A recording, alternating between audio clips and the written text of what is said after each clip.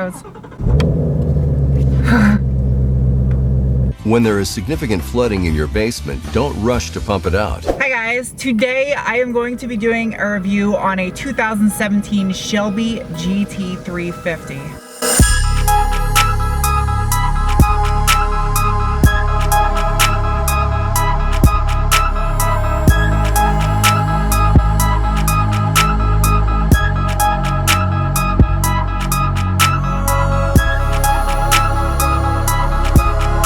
I'm so excited to drive this car. I got the offer to drive this car from one of my subscribers and I was like, are you serious? Of course I will review a GT350. Oh, it's got manual seat sliders.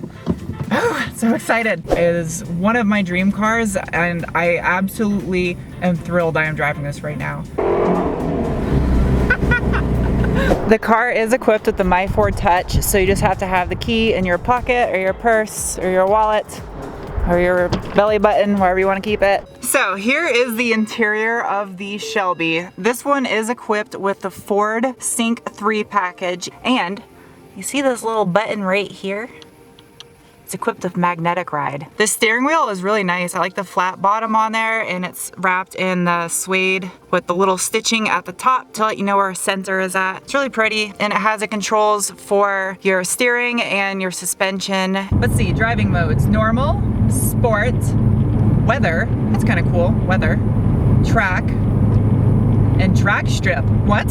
And also down here, this is for the active exhaust.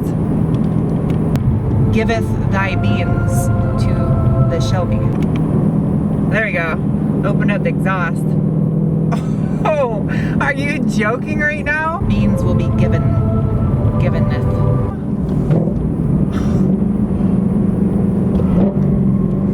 Oh my God. I think I'm gonna have a cargasm. The active exhaust, I believe, depending on what mode you're in, it also adjusts the exhaust. So if you put it in like the track mode, I believe it also engages active exhaust. I would always have this thing open because that's just how I roll. It's a little bit softer in normal mode, but not really. And this does have the magnetic ride suspension too. So I'm gonna put it back in track mode. I think the entire review is gonna be in track mode.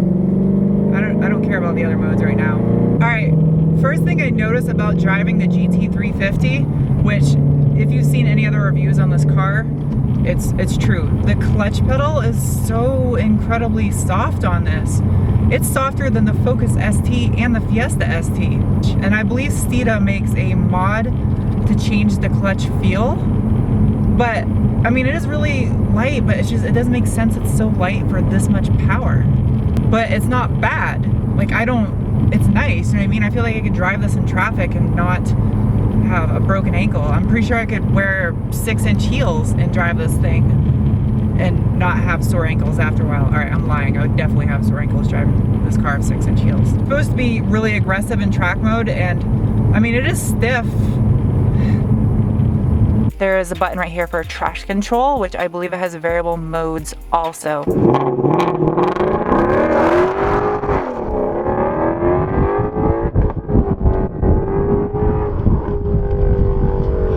I like the little uplifter switches. You see this in various other Ford vehicles, especially the Super Duties. They have these little uplifter switch doodads. I really like these, and yes, doodads is a technical term. Google it. Actually, don't Google it. Last time I said that, I guess it was something really gross. All right, the Shelby GT350. Why is it special? The engine, for one. This is the Voodoo 5.2 liter flat plane crank V8. I was told it was gonna be a lot bigger in person. Sorry, can't help myself. Comes with this cute little model in this case with a bunch of posters and booklets on information on the GT350, just kind of showing you how special the car really is. And it also comes with the invitation to the driving academy in Utah, just like the ST model cars. Here is the Voodoo. For those of you wondering what I'm talking about, this engine is codenamed the Voodoo engine from Ford. Has this really nice Ford Performance strut bar. I'm really surprised they're still using a prop. Maybe on the next gen they'll have struts instead of a prop rod. The Voodoo 5.2 liter V8 produces 526 horsepower and 429 foot-pound of torque, which is pretty awesome. Why are you beeping at me, car? A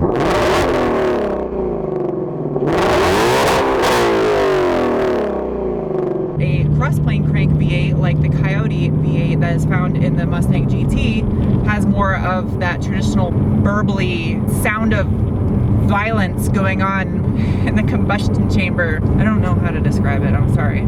Transmission in the GT350 is the Tremec TR3160, which is also found in the Cadillac ATS, some Chevy Camaros, and this. The Tremec TR3160 that is in this car is actually a close ratio gearbox, which I believe is the difference between this and the Cadillac ATS-V and Camaro options for this transmission. So this car is designed for track use. Up here you have your oil pressure and your oil temp gauges, which is really clean how they did that in between the vents, so it kind of flows with the circular design. Over here you do have the chassis number that tells you the model number of this car, which was produced. Some of you may hate the dash mat, but we live in Arizona and the sun here is torture on dashboards. So this car is equipped with the Recaro seats that have the GT350 embroidered on the top. I could see this being an area that would wear very quickly, but I don't know. I'd rather have the bolstering than not have it. That's just me. So Shelby designated the GT350 versus the GT500 as the GT350 was always known as the track car, whereas the GT500 was the straight line performer. It was more of the big grunt muscle car, just designed to be great at cruising and tearing up the drag strip. Now back in the muscle car era, the GT350 was traditionally a small block V8, whereas the GT500 was a big block V8. Now I am doing this car an injustice by driving it on such a flat, straight, boring road. I would love to take it out on a track, but it's not my car, so. Oh, I'm pretty sure this thing will get the beans in a second. Holy crap. Or will I get the beans? I will be giving it the beans. As far as performance goes, the car is 3,700 and change pounds at 526 horse and 429 foot-pound of torque. That still is quite a bit of power, and this thing should be a rocket. The one thing the owner did request on this car is that I don't spin the tires, because tires are expensive for this car. I will respect his wishes.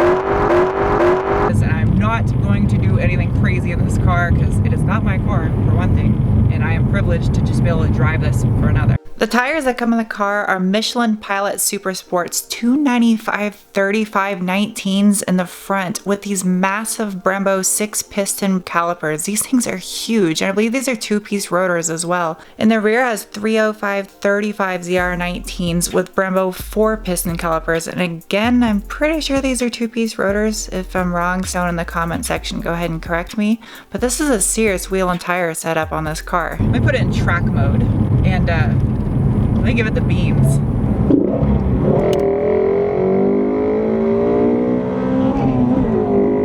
Holy shit! This fucking thing rips! Holy shit! The beans it was given. Gonna have to do that again one more time.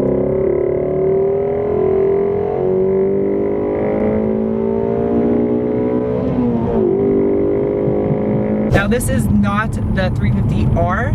350R does not have back seats, and the owner of this car has a child, so he needs a back seat. With me being 5'11", I don't feel I would fit back there comfortably, but I could probably make it happen if I had to. Hope you guys enjoyed this video, and thank you for watching my review of the GT350. If you'd like to see more give it the beans reviews, I don't have a name for my reviews. You guys come up with a name for my car reviews in the comment section, I'll probably use it. I'm so happy I was able to have this opportunity to drive the car. This was an amazing experience. So I'm really excited about that, and I will see you guys soon with another video. Bye. This thing is gonna flood my basement. Continue to drain your basement 2 to 3 feet at a time. I haven't even gotten on it yet, and I'm already this excited.